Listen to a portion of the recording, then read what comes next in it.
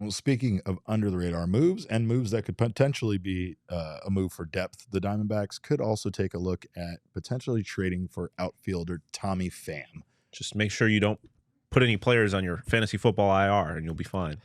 Wow. This man has a very good memory. Jesse, why would the Diamondbacks go after Tommy Pham?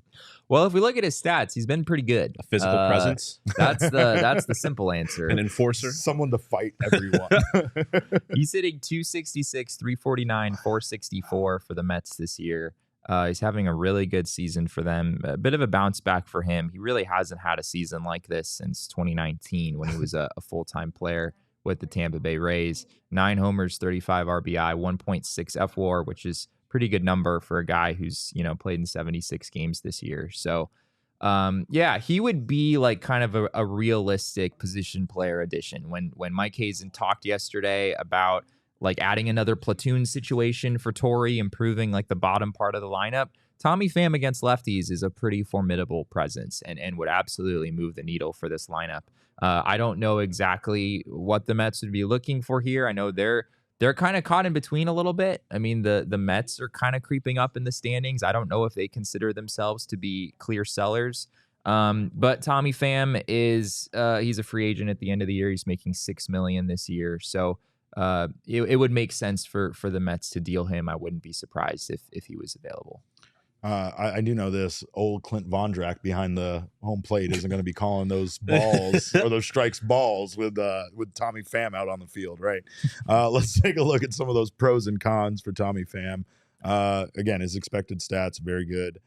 He's a veteran, which is something that can very much help this young team just mature and get better. And the cost is fairly low for Pham. You would think. We don't really know exactly what those conversations look like. We're not even going to have that conversation. We're not even going to give you a perspective. Quick aside, the Mets black uniforms are so good. I love the Mets black unis. Yeah, that's a good look really right there. nice. That's a good look. Cons, Jesse.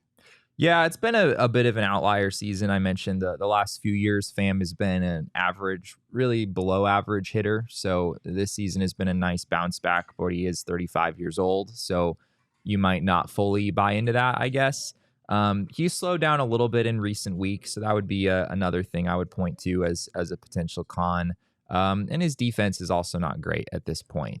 He would be a corner outfielder. He's definitely a corner outfielder at this stage in his career, and he's not a particularly great one at that.